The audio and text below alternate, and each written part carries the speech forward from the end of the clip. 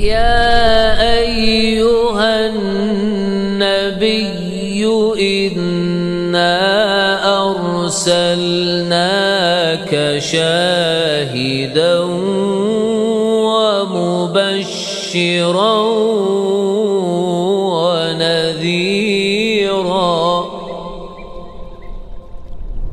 وداعيا إلى الله بإذنه وسراجا منيرا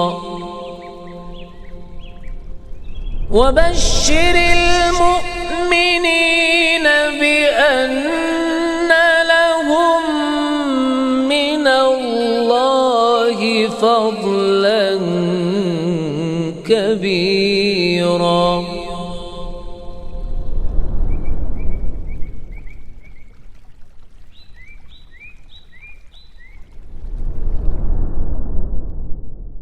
السلام عليكم ورحمة الله وبركاته. إن الحمد لله نحمده ونستعينه ونستغفره ونعوذ بالله من شرور أنفسنا وسيئات أعمالنا من يهده الله فلا مضل له ومن يضلل فلا هادي له أشهد أن لا إله إلا الله وحده لا شريك له وأشهد أن محمدا عبده ورسوله لا نبي بعده. قال الله تعالى يا أيها الذين آمنوا اتقوا الله حق تقاته ولا تموتن إلا وأنتم مسلمون. يا أيها الناس اتقوا ربكم الذي خلقكم من نفس واحدة وخلق منها زوجها وبث منهما رجالا كثيرا ونساء واتقوا الله الذي تساءلون به والأرحام إن الله كان عليكم رقيبا. يا أيها الذين آمنوا اتقوا الله وقولوا قولا سديدا يصلح لكم أعمالكم ويغفر لكم ذنوبكم ومن يطع الله ورسوله فقد فاز فوزا عظيما. فإن أصدق الحديث كتاب الله وخير الهدي هدي محمد صلى الله عليه وسلم وشر الأمور محدثاتها وكل محدثة بدعة وكل بدعة ضلالة وكل ضلالة في النار. أما بعد.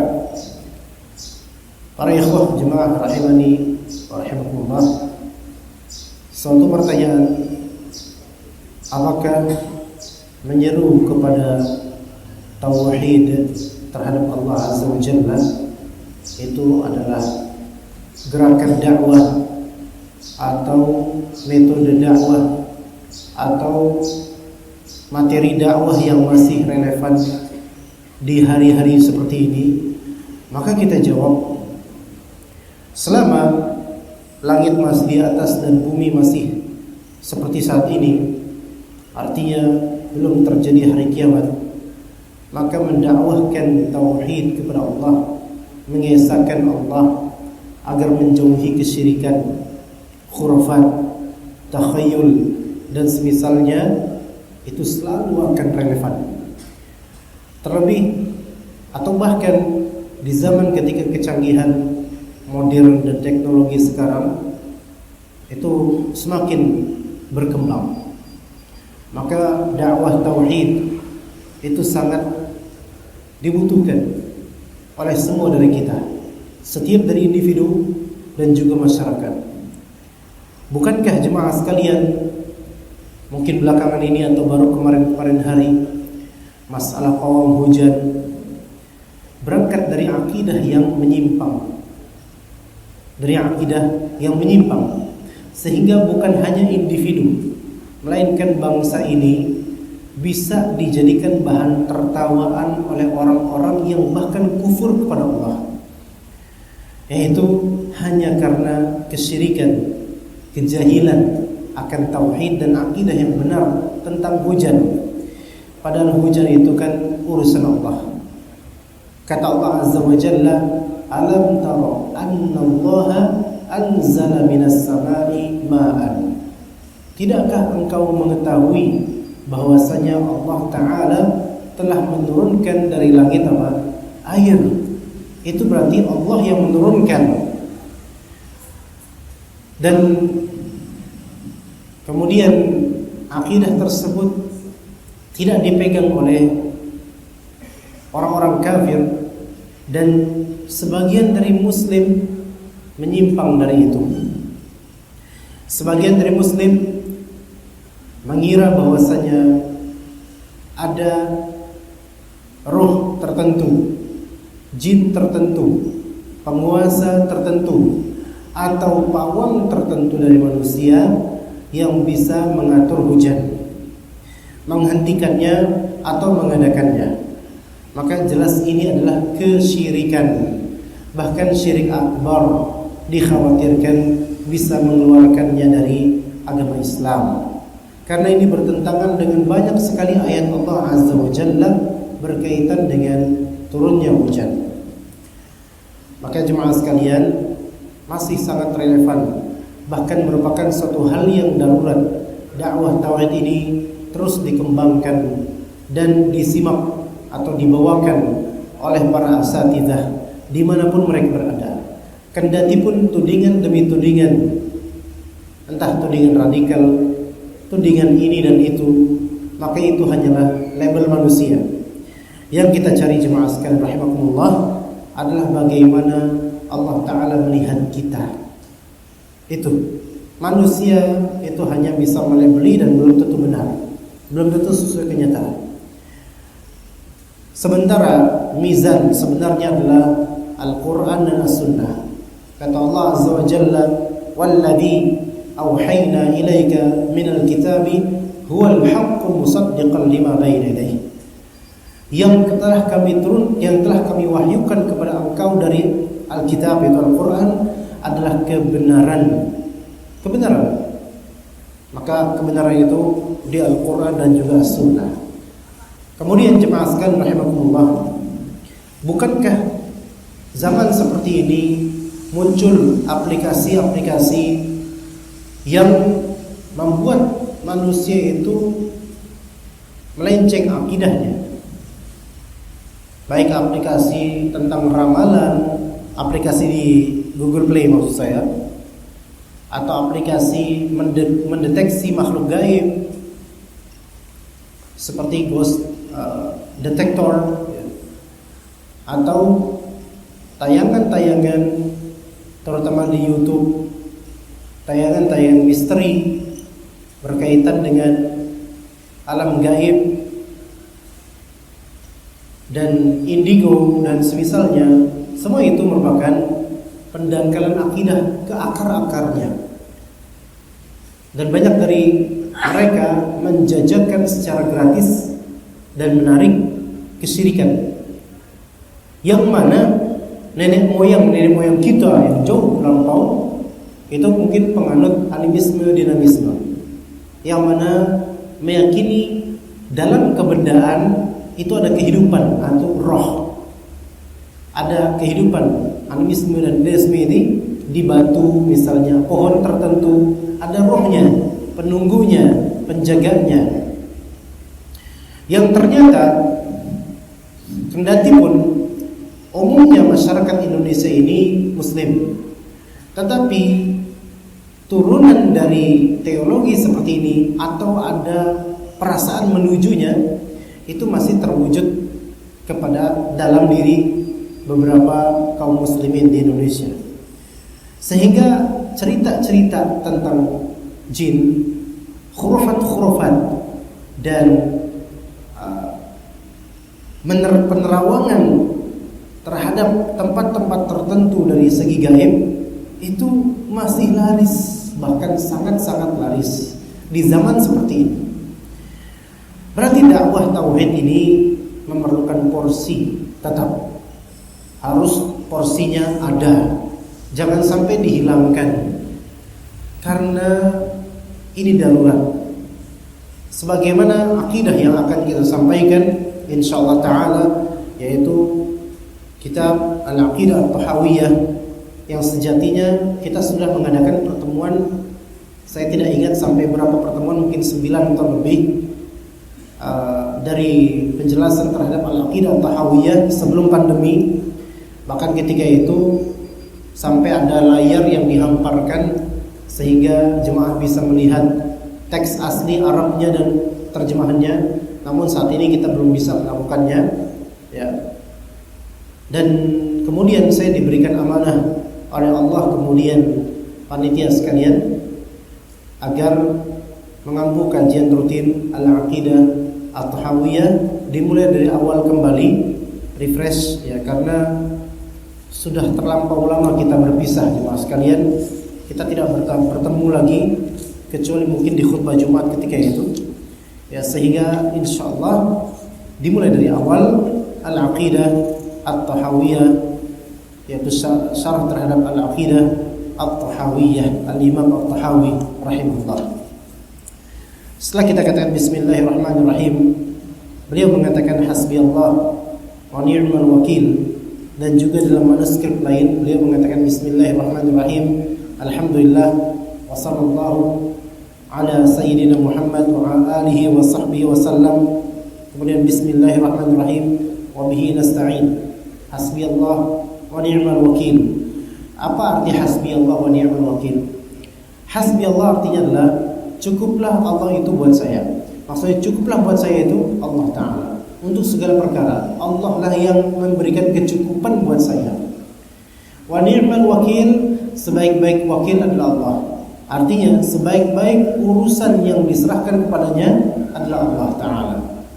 Kalau kita menyerahkan urusan kita kepada Allah, maka tentu Allah adalah sebaik-baik wakil, sebaik-baik zat yang kita layak bertawakal kepadanya. Tidak akan kecewa orang yang menyandarkan perkara kepada Allah, malah justru sebaliknya, betapa banyak kekecewaan disebabkan mengandalkan manusia. Ya.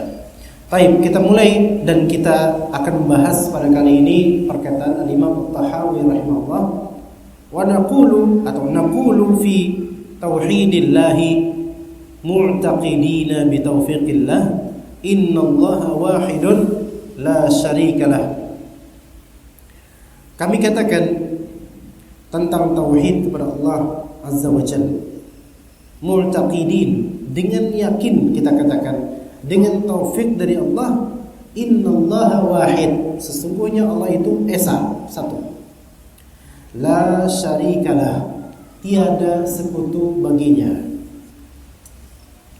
Baik, kemudian Ibnu Abil Izz Al-Hanafi rahimahullah, dalam syarah beliau terhadap Al-Aqidah At-Tahawiyah, beliau menyajikan satu tema dalam menjelaskan ini, yaitu bahwasanya i'lam anna tauhida awwalu da'watir rusul.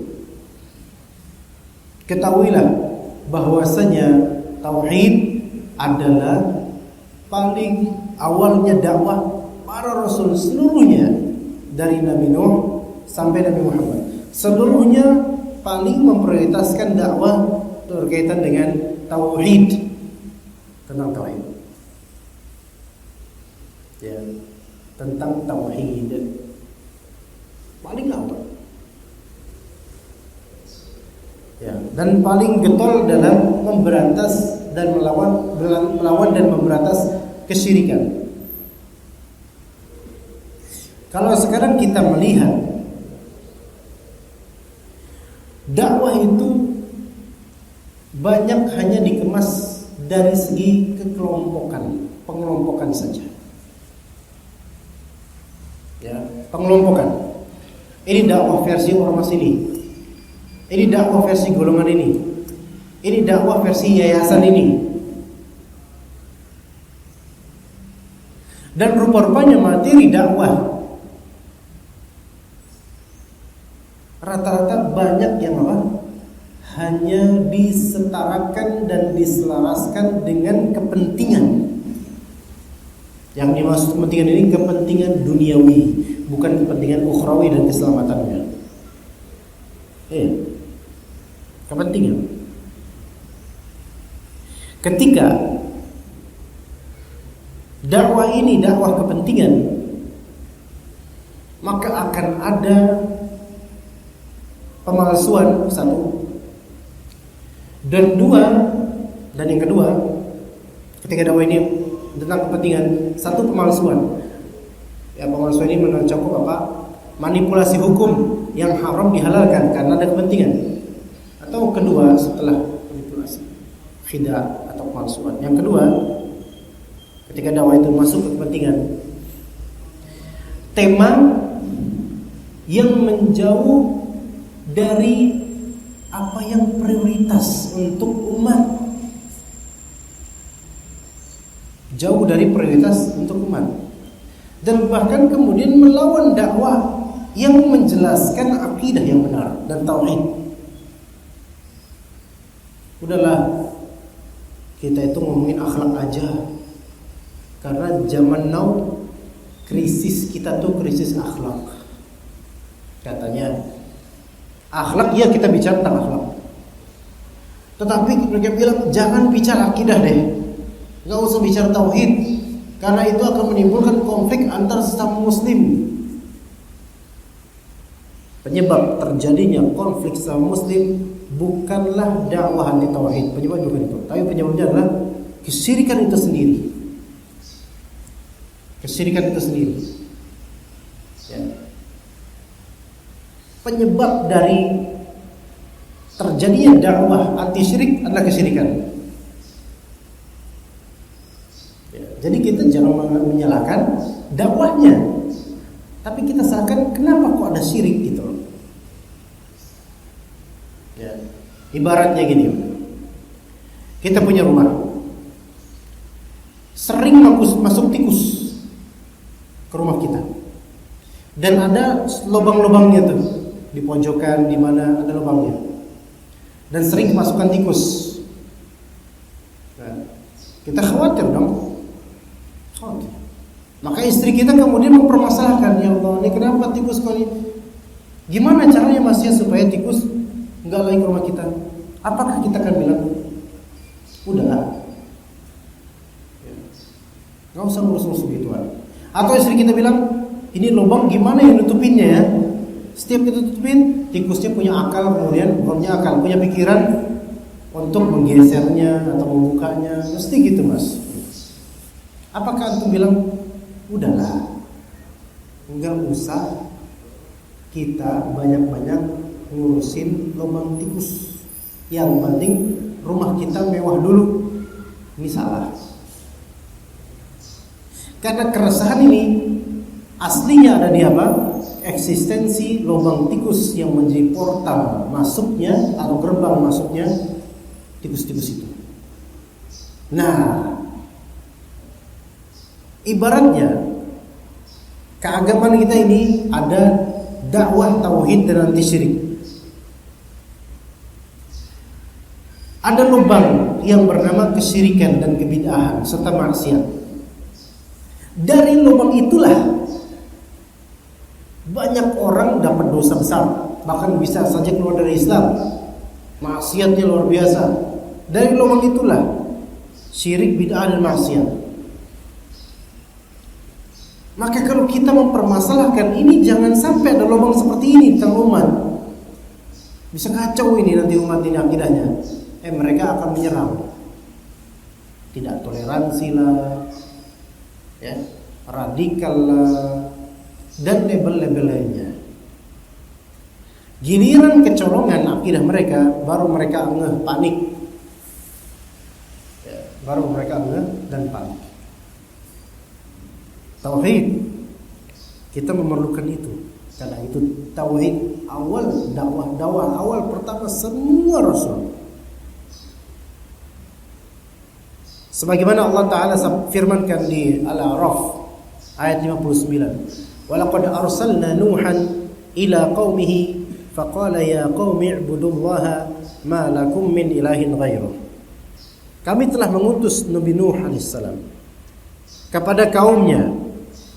Maka berkata dia Nabi Nuh, beliau alaihissalam berkata, ya qaumi, wahai kaumku, ubudullah, sembahlah Allah, ma lakum min ilahin ghairuh, kalian tidak punya sesembahan lain selain Allah Azza wa Jalla. Dari Nabi Nuh, nanti ada Nabi Saleh, Nabi Syuaib, dan nabi-nabi lainnya. Kata Allah Azza wa Jalla, wa laqad ba'athna fi kulli ummatin rasulan an i'budullaha wajtanibut taghut. An-Nahl 36. Dan kami telah mengutus untuk setiap umat, Allah Ta'ala telah mengutus untuk setiap umat seorang rasul. Umat yang dimaksud ya umat dakwah ya. Seperti kita ini satu Indonesia, satu dunia sekarang. Itu da'inya atau rasulnya adalah Nabi Muhammad SAW. Kami telah mengutus untuk setiap umat seorang rasul. Apa tugasnya? Menyeru ani'budullaha wajtanibut taghut. Wahai kalian kaumku. Ya, itu kata para rasul masing-masing di daerahnya.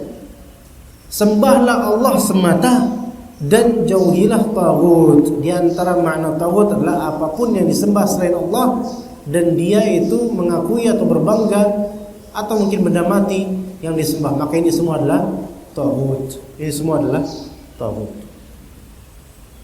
Itu yang disuruh kita diperangi, kita perangi itu hal tersebut. Dan itu dakwahnya para rasul.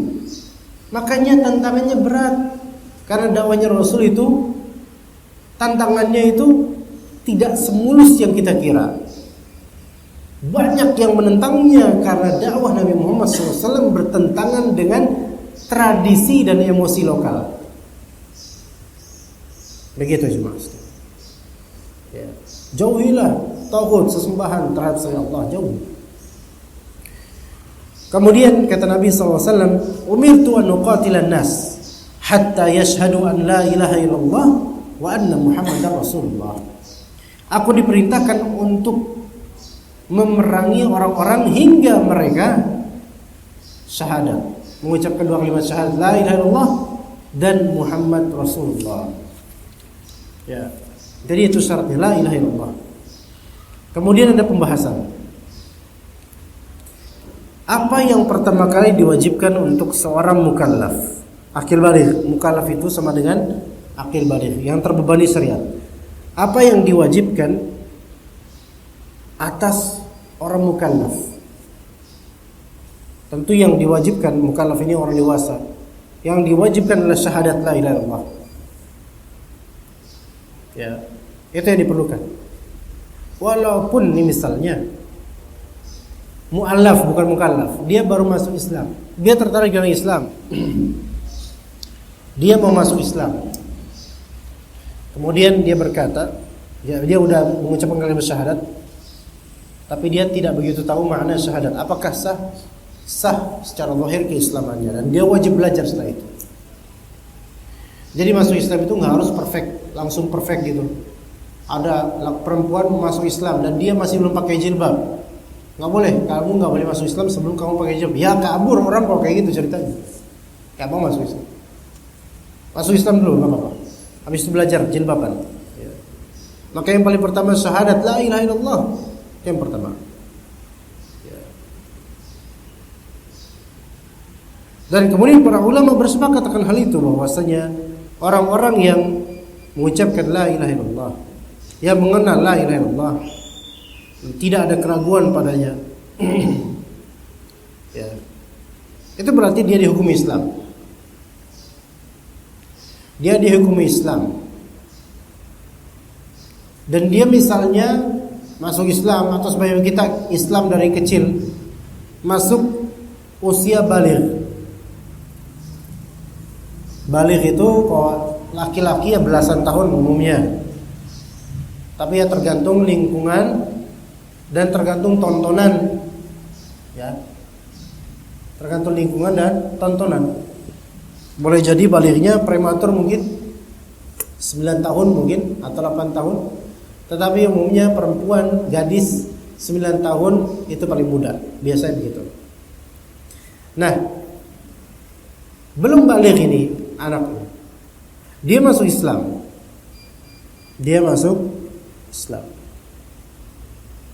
sah atau tidak Islamnya? Sah Islamnya.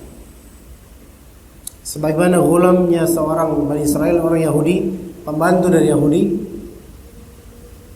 yang ketika sakit masih kecil dijenguk oleh Rasulullah SAW,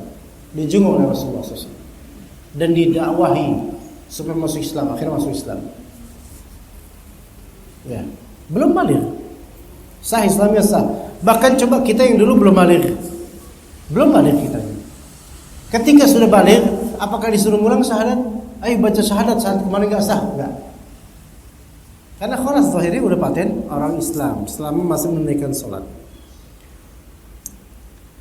Jadi kemudian dikatakan oleh Ibnu Abil Aziz Al-Hanafi, "Fat-tauhidu awwalu ma yadkhulu bihi fil Islam wa akhiru ma yukhraju bihi minad dunya." Tauhid adalah hal yang paling pertama kali memasukkan seseorang ke Islam, itu tauhid. Syahadat la ilaha illallah. Dan tauhid pula akhiru ma yukhraju bihi minad dunya. Tauhid pula apa yang nanti paling akhir keluar di bumi ini. Artinya begini, kata Nabi SAW, "Man kana akhiru kalamihi la ilaha illallah, dakhalal jannah." Barang siapa yang akhir kalamnya adalah la ilaha illallah, maka dia akan masuk surga. Gerbang Islam tauhid. Anak kecil diajari kalimat tauhid la ilaha illallah. Setelah punya dapur juga kemudian, kalau misalnya dia kekurangan sesuatu pun, misalnya seseorang dia misalnya kadang-kadang keiris tangannya tuh, ibu-ibu biasanya, apa dia? Biasanya dia ngomong apa? Gitu. Keiris tangannya. Apa yang dia ucapkan? Ada yang ngomong jorok, ada yang ngomong subhanallah, ada yang ngomong la ilaha illallah. Nah sekarang apakah la ilaha illallah bagi orang yang dia ketika takjub, kaget, la ilaha illallah, apakah itu tauhid atau enggak? Sementara itu kalam. Kata Nabi SAW, "Man kana akhiru kalamihi la ilaha illallah." La ilaha illallah kalam. Dakhulal jannah, masuk surga kalau kata kalimat terakhir la ilaha illallah. Tapi sekarang membicarakan kalam la ilaha illallah. Apakah terus la ilaha illallah? Kira-kira itu apakah masuk ke dalam ini? La ilaha illallah. Kemudian setelah itu dia meninggal. Ini kita kembalikan kepada la ilaha illallah dia. Apakah memang tercekat, kaget la ilaha illallah? Apakah memang ada unsur kesengajaan atau murni spontan? Nah, itu murni spontan. Kalau murni spontan saja tanpa ada maksud sama sekali, maka walaupun itu kalam, tapi wallahu alam itu bukan termasuk kalam yang mu'tabar, yang akan bernilai la ilaha illallah begitu saja. Tapi kalau memang kaget la ilaha illallah, tapi memang ada keinginan untuk mengucapkan la ilaha illallah, dan Allah Maha tahu segala siratan kecil niatan kita, maka masuk la ilaha illallah. Walaupun spontan tiba-tiba la ilaha illallah. Ya, kadang melihat anak kecil begajulan, ngomong jorok, la haula wala quwwata illa billah. Boleh jadi ada niatan ngomong gitu, dan itu termasuk ibadah walaupun takjub atau kalimat kaget. Ya. Sebagaimana akhir kalam yang mungkin pernah saya sampaikan di sini, ada sebuah kisah di Mesir. Seorang syekh namanya Abu Ishaq Al-Huwaini. Abu Ishaq Al-Huwaini hafizahullah taala, masih hidup beliau. Suatu ketika beliau mengunjungi rumah sakit. Maksudnya bukan mengunjungi rumah sakitnya, mengunjungi temannya, seorang alim yang sedang rawat inap, yang sedang dirawat di rumah sakit. Beliau bersama para tulabul ilm, penuntut ilmu lainnya, mengunjungi, datang. Bahkan sebagian kelas rawat inap itu kan satu kamar bisa lebih dari satu orang. Nah ini lebih dari satu orang. Nah taib kemudian di dekat rebahan pembaringan temannya tersebut, masih hidup temannya, dekatnya itu ada seorang nenek tua, nenek-nenek. Ini di Mesir, nenek-nenek sedang berbaring dan kemudian bergejolak seperti sedang mengalami sakaratul maut. Saat itu para visitor atau penjenguk untuk nenek ini sedang keluar, mungkin sedang keluarganya sedang nyari makan atau apalah ya. Jadi Tidak ada visitornya untuk nenek ini. Maka Syekh ini sebagai seorang alim berilmu mendekatlah beliau kepada nenek itu bersama teman-temannya, dan kemudian ditalqin la ilaha illallah. Dia talqin la ilaha illallah. Ya, nek bilang la ilaha illallah. Ya. Nenek itu kemudian bersusah payah berusaha mengucapkannya. La ilaha illallah gitu aja. Berusaha mengucapkan, mengikuti talqinan dari Syekh. Maka setelah mengucapkan la ilaha illallah, wafatlah nenek itu, Masya Allah. Wafatlah nenek itu, mati. Taib.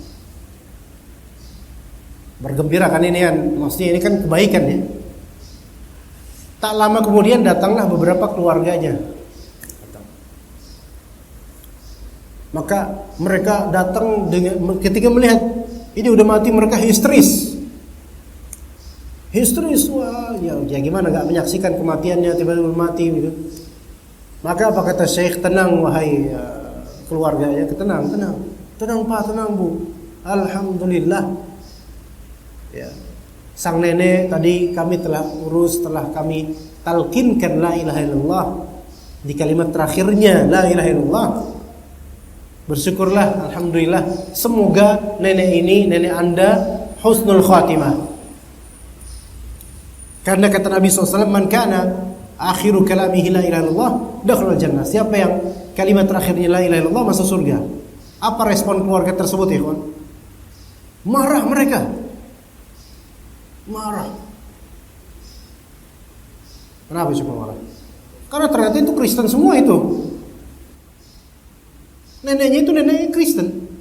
Ditalqin la ilaha illallah, ngikutin, kemudian mati. Dan kata Nabi, siapa yang kalimat terakhir la ilaha illallah masuk surga. Pertanyaannya, masuk surga kan ini? Allahu a'lam. Hanya saja zahirnya la ilaha illallah. Kita berharap dia masuk surga, gitu kan?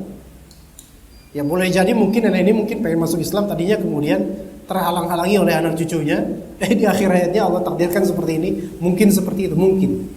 Tapi kalau memang nenek ini mengucapkan la ilaha illallah mukhlishan lillah, ikhlas lillahi ta'ala, dan dia la ilaha illallah itu adalah gerbang Islam syahadat, maka insya Allah dihukumi muslim mudah-mudahan. Tapi qadarullah ya seperti itu. Masya Allah. La ilaha illallah.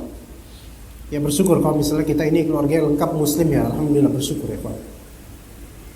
Karena kalimat la ilaha illallah ini luar biasa kalimatnya. Dari segi pelafalan pun tidaklah antum melafalkan la ilaha illallah melainkan hanya lidah yang bergerak dan bibir tidak bergerak, mulut tidak bergerak, hanya lidah la ilaha illallah.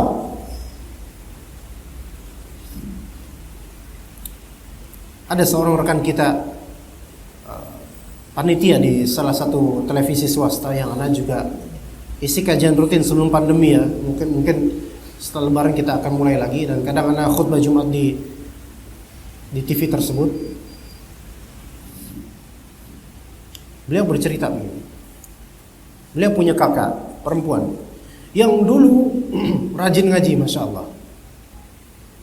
Maksudnya ngaji Al-Quran, paling bisa lah ngaji Al-Quran, paling suka lah dengan ilmu di antara keluarganya. Qadarullah, apa yang terjadi ya kawan? Dia murtad karena pincut dengan laki-laki non muslim. Qadarullah, menikah kemudian. Ajaib, memang ajaib. Kadang-kadang kita ajaibnya gini. Ada orang murtad nikah sama orang kafir dan Allah mudahkan. Ada orang muslim pengen nikah sama muslimah, dipersulit sama keluarga. Ajaib. Qadarullah ya. Taib nikah kemudian. Khalas murtad. Dan dia hidupnya sekarang dalam kekafirannya. A'udzubillah min dzalik. Namun apa yang terjadi, ikhwan? Sampai sekarang belum terakhir khutbah dan bertanya gimana kakak antum masih Ustaz, masih dalam agama barunya. Tapi dari dulu sampai sekarang mungkin sampai sekarang masih, kalau belum masuk Islam ya, setiap dia mendengar adzan nangis. Si ibu-ibu ini setiap mendengar adzan nangis. Karena di dalam adzan itu adalah la ilaha illallah. Yang fitrahnya itu mengingkari, saya yakin, Anda yakin, fitrahnya itu mengingkari agama yang dia peluk. Tadi ketika Allahu Akbar itu ada rasa harunya. Ya, orang tuh kalau udah masuk Islam, orang tuh kalau memang Islam aslinya, kemudian rajin sholat, rajin ngaji, rajin ke masjid, murtad, Anda yakin masih ada keterharuan di qalbunya tentang azan kita. Karena ada la ilaha illallah di sana. Asyhadu an la ilaha illallah, asyhadu anna Muhammadar Rasulullah. Terus ada hayya 'alas shalah. Wallahi, siapa di antara kita yang kalau misalnya naik gunung, mendaki gunung ya, di waktu awal sholat 5 waktu misalnya, apapun itu, mau subuh ke asar, maghrib, isya, apapun itu, kan dari kaki gunung atau dari tengah-tengahnya itu, atau enggak sampai puncak itu kaki gunung, kita akan melihat hamparan lelautan kota ya. Apalagi kok malam kita kelihatan apa? Wah, masya Allah indah, pernak-pernik dari lampu-lampu dari kejauhan. Mendengar azan isya misalnya, apa yang kita rasakan sebagai muslim? Masya Allah ya. Keingat Allah Azza wa Jalla. Ada la ilaha illallah di situ. Karena la ilaha illallah ini kalimat tauhid, dan fitrahnya kita semua itu bertauhid. Pasti ternyuh, kerasa la ilaha illallah. Hanya saya kemudian syaitan kadang-kadang mempermainkan sebagian dari muslim, dengan kebid'ahan atau kesyirikan, sehingga kalimat-kalimat la ilaha illallah ini tidak lagi magnificent, tidak lagi berharga, bahkan dijadikan ladang untuk mencari dunia atau mencari sensasi sesaat yang mana itu tipuan dari syaitan. Sebagaimana dikisahkan oleh sebagian dari asatidzah, entah kisah itu sampai atau tidak di antam ini, atau pernah saya ucapkan atau tidak. Itu seorang pria kesurupan jin wanita. Iya, kesurupan jin wanita. Dan itu jin itu diruqyah apa? Gak mau keluar. Karena dia merasa dirinya dibutuhkan oleh pemilik jasad ini.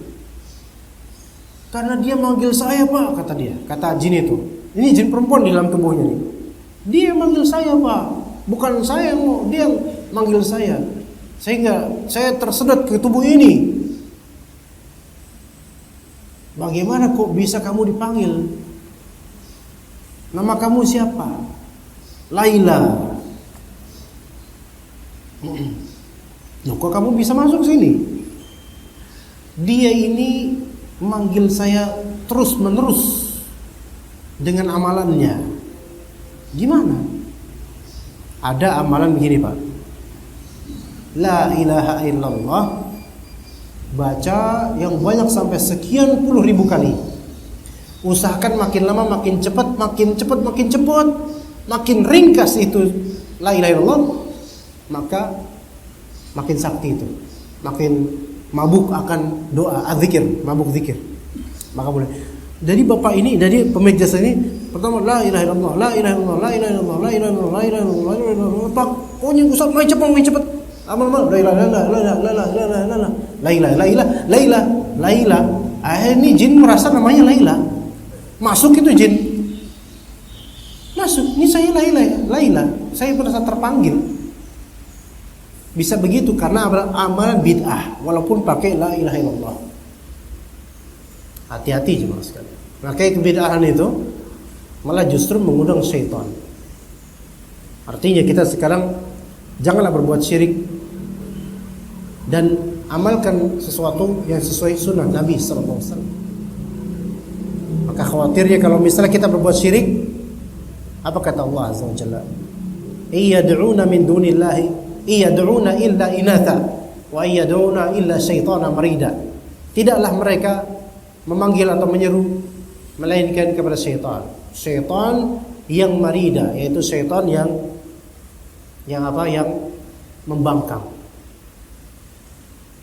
Akidah yang rusak ini tentang tauhid dan tentang alam-alam gaib. Ketika kita membicarakan alam gaib tanpa dalil, maka akan rumit urusannya.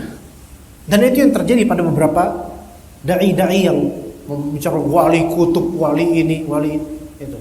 Bakal rumit nanti urusannya. Bakal rumit. Sebagian saya pernah, sedikit 1 menit, saya pernah bertemu seorang yang dia itu menganggap selama ini dia berkomunikasi dengan sukmanya Umar bin Al-Khattab. Sukmanya Umar bin Al-Khattab, kan ada orang membagi ada jasad, ruh dan sukma. Kita masing-masing punya jasad, punya ruh, punya sukma.